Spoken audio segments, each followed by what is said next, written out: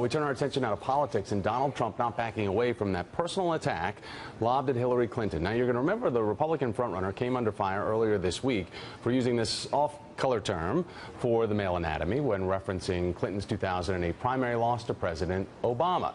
Here's what Trump had to say last night. Well, to me, it always meant to get beaten badly. I mean, and that's what happened with Hillary Clinton. She got beaten badly. But to me, that's really a reference to getting beaten and really, pretty decisively. And when I said it, nobody in the audience thought anything about it. They clapped. They didn't view that as being a horrible thing. I want to bring in now Politico's Eli Stokols and Dean Obeidallah, host of the Dean Obeidallah Show on Sirius XM Radio. Also, Dean is a columnist for the Daily Beast. Gentlemen, good to have you with me. Eli, let me start with you. Who benefits from the back and forth between Secretary Clinton and Donald Trump? Well, that remains to be seen. I mean, Hillary Clinton certainly thinks she can benefit from this to galvanize women's supporters. But, Donald Trump has not been hurt by any of the crazy things that he's said for months now. And this is another thing. I mean, there are a lot of verbs he could have used other than the one he chose. And what he does is he draws attention away from all the other candidates because everybody, again, is reacting to something he says. The political incorrectness, it stuns a lot of people who've watched politics for a long time, but it also is what endears his supporters to him because they like him shooting from the hip, so to speak. So it remains to be seen if any other Republican rivals who, most of them don't really want to talk about this, some of them who criticize him. I don't know if there's anything really to be gained from doing that at this point because we've seen this pattern play out for months and nothing really seems to stop Trump's continued success atop the Republican field. No, the polls seem to indicate he is a strong contender, Dean, still. He is rewarded by the rhetoric because of it, so he feels emboldened. And a lot of people might say, okay, go after Hillary Clinton in this fashion. We like getting dirty like this. Sure, they do. And for Donald Trump, look at it this way. He's no longer fighting with Ted Cruz or Jeb Bush. He's taking on the presumptive Democratic nominee. So he's saying to the party, I'm beyond the primary challenges now. It's me against Hillary Clinton. It excites his base. They don't like Hillary at all. And on some level now, Hillary's base, I think, is animated to defend her because his comment is just off the charts. And this is not, Eli saying it's distract us. It is. It's to distract us from policy. Donald Trump does not want to talk about the nuances of policy, nor does his base want to hear it. They want to hear this stuff. They want to hear red meat, politically incorrect stuff, demonizing, insults all the way, and the crowd goes crazy for it, and Trump ascends every time he does it. Meanwhile, Eli, we've got to go through the nuances of these tweets from Donald Trump to understand the references that he's trying to allude to.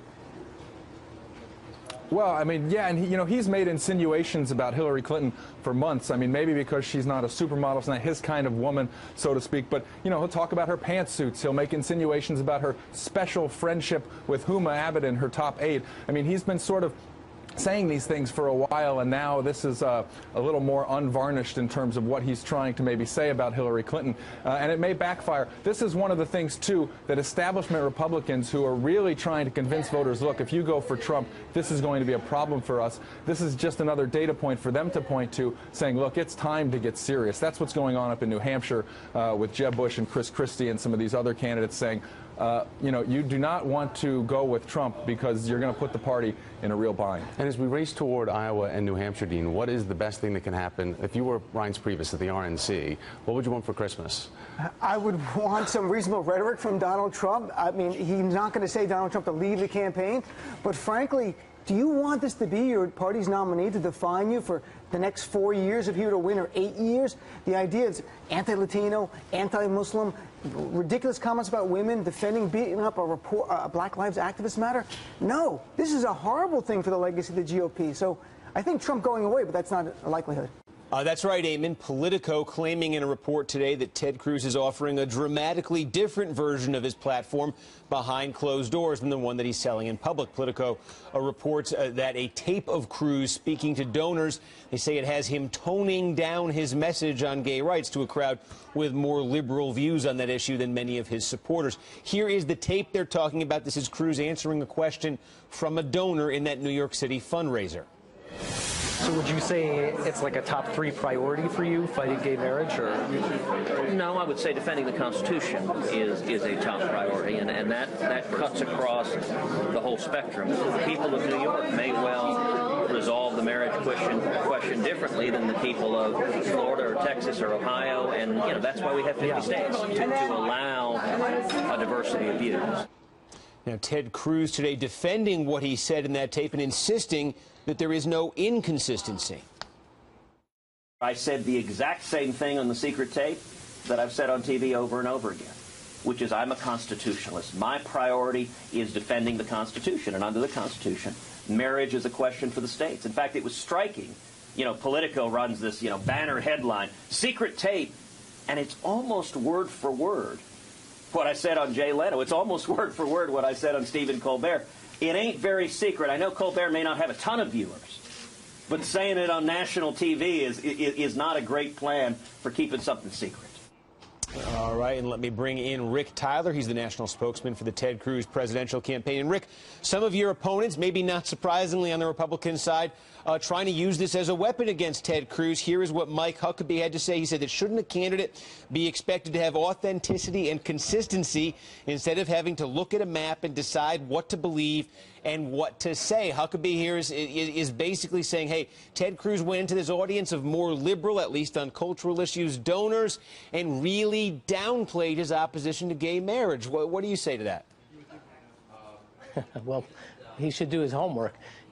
Ted Cruz doesn't say anything different in an Iowa church than he says in a Manhattan fundraiser. And the proof is simple. You can just take the tape and take the transcript and match it up against the transcript of the Seth Meyers show. And he says almost word for word exactly what he's saying in that fundraiser. He is reframing the question. The question is, is fighting gay rights one of your top priorities? And he's saying, my top priority is protecting the Constitution. That's what he said consistently. And his top priority is protecting religious liberty. That is a government who will persecute their citizens over what they believe about marriage. That's his top priority. So that you get a reframing of the question. It's not an inconsistency. And all you have to do is go look it up. Go watch the video of Seth Meyers. Go watch the video of Jay Leno. Go watch the video of Colbert, my favorite. And you'll see that he says the exact same thing he's saying in this fundraiser. So nice try, Mike, but you don't have a story here. But I just want to make sure I'm clear on this then. So the way he's reframing this question, right now, based on that Supreme Court ruling earlier this year, gay marriage is the law of the land in all 50 states. It would be, though, is this correct? It would be a top 3 priority for Ted Cruz to overturn that decision and allow states to make up the decision for themselves. Yeah, the way the questioner had said it in the fundraiser as if it was some sort of anti-gay platform, it certainly was not. What he is doing is he's reframing the question to, we need to protect the Constitution.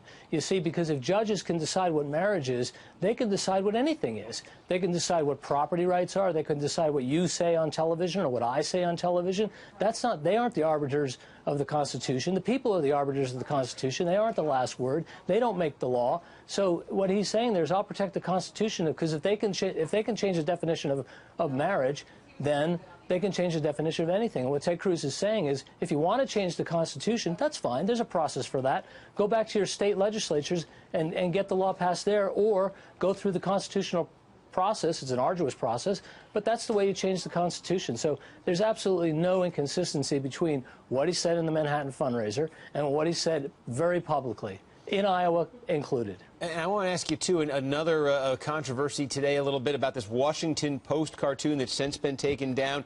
Depicted Ted Cruz with his 2 daughters there depicted as monkeys. The cartoonist says, look, Ted Cruz used his daughters in a political video. That, therefore, makes them fair game. The Post, though, took this down. It seems to me, here's my question, though. If Ted Cruz has the high ground here in saying, look, leave my kids out of this, they should have no role in this campaign, it's also true today that your campaign is trying to raise money off of this, soliciting donations from an emergency solicitation, you say, to fight this kind of attack from the Washington Post. If it's not okay for the Washington Post to be doing this, why is it okay for you to be raising money off of this? I'll tell you why. Because when the media attacks unfairly a candidate, in this case, it was very unfair. Not only was it unfair, it was unethical. The cartoonist seems to think that she was able to say, oh, I put this up all by myself. That's not true. An editor saw that. An editor of the Washington Post approved that cartoon and then put it up. And now we have the editor saying, oh, I didn't see it. That's baloney. This is a major newspaper. Of course they saw it. They made a decision. But here's the point about the money. When the Washington Post and the New York Times or any other liberal media outlet tries to bash Ted Cruz unfairly, that has a price. That causes a lot of damage. We won't raise anywhere near the amount of money that it would take to repair the damage of someone like the cartoonist at the Washington Post. So I don't have any problem raising money to get our message out over the liberal media. And final question, the other news today, Fox Business Channel, which will host the next Republican presidential debate, has released the criteria for participation in that debate, and it looks like this one could look significantly different. There were 9 candidates in the last debate, but under this new Fox Business criteria, 3 candidates look like they'd be missing the cut, would not be on that stage. Carly Fiorina, Rand Paul, John Kasich, down from 9 to 6. Are you okay with these new rules? Look, I'm okay with it. When you have this process, we've had a lot of debates, and people have a chance to go up or down.